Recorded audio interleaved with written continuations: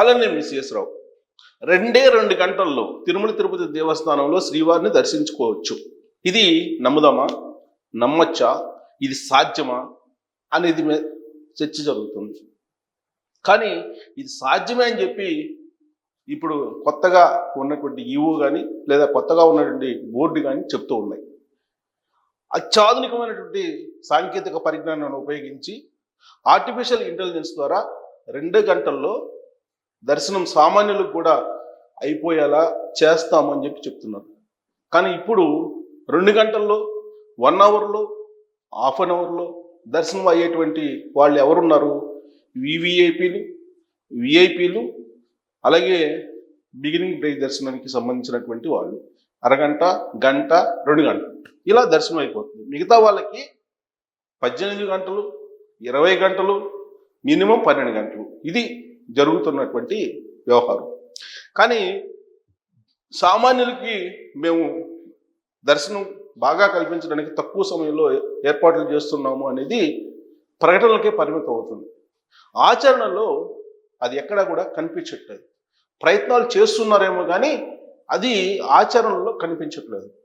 దానికి కారణం ఏంటంటే ప్రతిరోజు యావరేజ్గా 70 నుంచి 80 వేల మంది భక్తులు తిరుమల తిరుపతి దేవస్థానానికి వస్తుంటారు దర్శనం చేసుకోవడానికి. వాళ్ళందరినీ వీలున్నంత వరకు తక్కువ సమయంలో దర్శనం కల్పించడం అనేది చాలా కష్టమైన పని. అయినప్పటికీ వ్యూహాత్మకంగా వ్యవహరిస్తే, చిత్తశుద్ధితో వ్యవహరిస్తే ఖచ్చితంగా వీలున్నంత వరకు ఎలాంటి ఇబ్బంది లేకుండా దర్శనం చేసుకోవడానికి అవకాశం ఉంటుంది. కానీ అక్కడ క్యూల నిర్వహణ కానీ లేదంటే అక్కడ విఐపి బ్రేక్ దర్శనాల్ని కట్ చేయటం కానీ చేయలేకపోతున్నారు. పూర్తి స్థాయిలో కొంతవరకు చేస్తున్నారు, పూర్తి స్థాయిలో చేయలేకపోతున్నారు. ఆ కారణంగా సామాన్యుల దర్శనం అనేది సామాన్యులకు అది చాలా కష్టతరంగానే ఉంది. 2 గంటల్లో దర్శనం అనేది ప్రకటనలకు మాత్రం చాలా అద్భుతమైనటువంటి ఫీలింగ్ కలిగిస్తుంది. కానీ ఆచరణలో అది ఇప్పట్లో సాధ్యమైతే అది నిజంగానే గొప్ప. అందుకే వీటన్నిటి మీద తిరుమల తిరుపతి దేవస్థానం ఈవో అనిల్ కుమార్ సింఘాల్ గారు డైలీ యువర్ ఈవో అనేటువంటి పేరుతోటి ఒక షో నిర్వహిస్తున్నారు. అది ఎస్విబిసి భక్తి ఛానల్లో వస్తుంది. 7వ తారీఖున ఉదయం 9 నుంచి 10 గంటల మధ్యలో ఈవో మీతోటి మాట్లాడతారు. మీరు కూడా ఈవోతో మాట్లాడచ్చు. మాట్లాడాలంటే ఈ నెంబర్కి కాల్ చేయాలి. 0877 2263 261. ఈ నెంబర్కి కాల్ చేసి 7వ తారీఖున ఉదయం 9 గంటల నుంచి 10 గంటల మధ్యలో ఈవో గారు ఛానల్లో, ఎస్విబిసి ఛానల్లో మీకు రెడీగా ఉంటారు. అక్కడ మీరు ఆయనతో మాట్లాడచ్చు. తిరుమల తిరుపతి దేవస్థానానికి వెళ్ళినటువంటి భక్తులు స్వ అనుభవాలని ఆయనకి తెలియజేయచ్చు. ఖచ్చితంగా నాకున్నటువంటి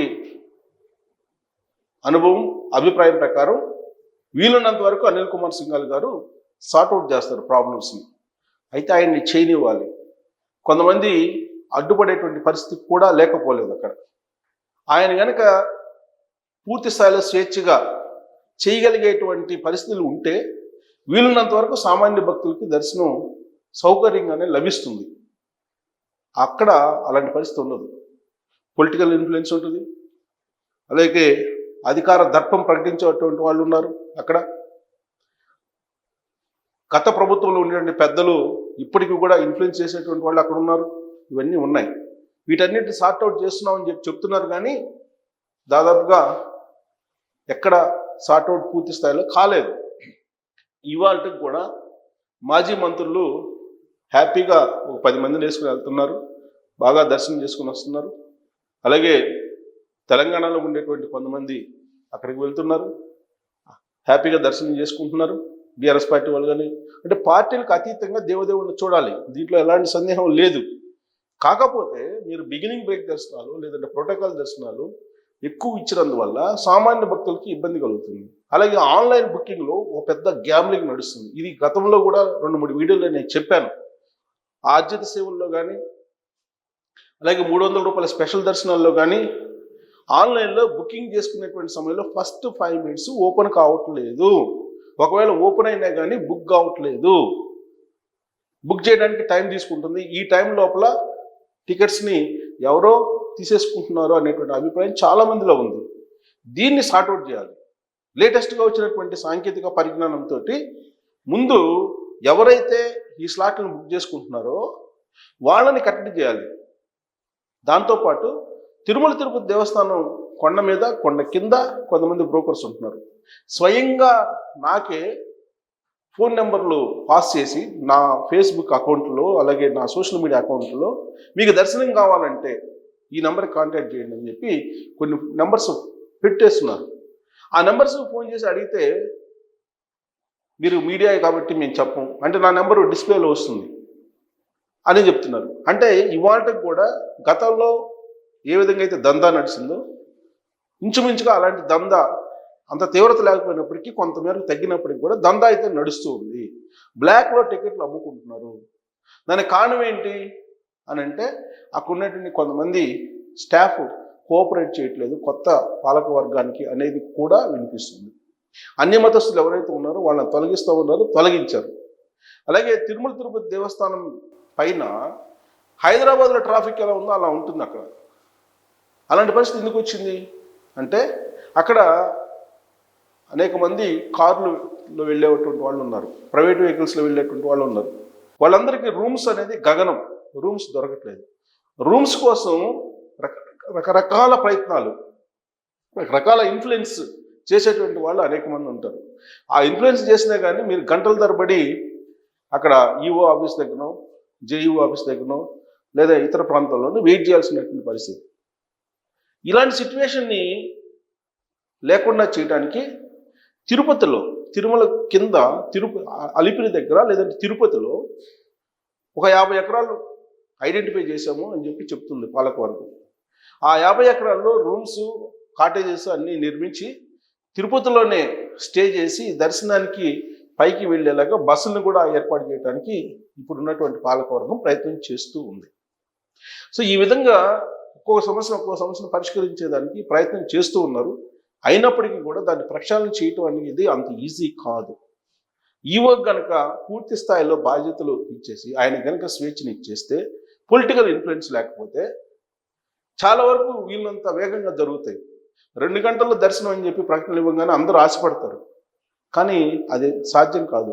ఈవెన్ క్యూలో సింగిల్ లైన్ క్యూలోనే తయారు చేయలేకపోతున్నారు ఇప్పటివరకు. తొక్కిసలాట జరుగుతుంది 2-3 చోట్ల క్యూ లైన్లో తొక్కిసలాట జరుగుతుంది. మహాద్వారం దగ్గర ప్రవేశించగానే వెంటనే ఒక తొక్కిసలాట, అలాగే వెండి వాకిలి అక్కడ బంగారపు వాకిలి ఎంట్రీలో ఒక తొక్కిసలాట. ఇలా తొక్కిసలాట జరగకుండా ఉండాలంటే కనీసం వైకుంఠ క్యూ కాంప్లెక్స్ ఒకటి దగ్గర నుంచి అయినా కానీ 3 లైన్లు సింగిల్ లైన్లు ఉండేలాగా దాన్ని కనుక ఏర్పాటు చేస్తే క్యూ లైన్ని ఎంతమంది వచ్చినా కానీ నెట్టుకోకుండా వెళ్ళేదానికి అవకాశం ఉంది. అలా కాకుండా తొక్కిసలాటకి కారణం నిర్వహణ లోపమే అనిపిస్తుంది. అలాగే ఆన్లైన్ బుకింగ్స్, దానికి సంబంధించి సీరియస్ యాక్షన్ తీసుకోవాలి. ఎవరో జొరపడుతున్నారు, వాటిని హ్యాక్ చేసుకుంటున్నారు, తీసుకెళ్ళిపోతున్నారు. హ్యాక్ చేసుకుంటున్నారా లేదంటే వాటిని బ్లాక్ చేస్తున్నారా కూడా అర్థం కావట్లేదు. సో ఆర్జిత సేవలు కానీ 300 రూపాయలు కానీ ఇవన్నీ కూడా బ్లాక్లోకి వెళ్ళిపోతున్నాయి అని చెప్పి ఇప్పటికి కూడా వినిపిస్తుంది. వీటన్నిటి మీద ఈవో అనిల్ కుమార్ సింఘాల్ గారు దృష్టి సారించాలి. అందుకే మీ నుంచి కూడా ఆయన సలహాలు తీసుకోవడానికి ఈ నెంబర్ ఇచ్చారు. ఈ నెంబర్ని గుర్తుపెట్టుకొని 7వ తారీఖున ఉదయం 9 నుంచి 10 గంటల మధ్యలో 1 అవర్ పాటు మీకు ఆయన అందుబాటులో ఉంటారు. మీరు కాల్ చేసి మీ సమస్యలను చెప్పచ్చు. బహుశా పరిష్కారం ఇస్తారని నేను అనుకుంటున్నాను. ఒకవేళ పరిష్కారం కనుక ఇస్తే భక్తులందరికీ వెసులుబాటు కలిగేటువంటి అవకాశం ఉంది. Thank you.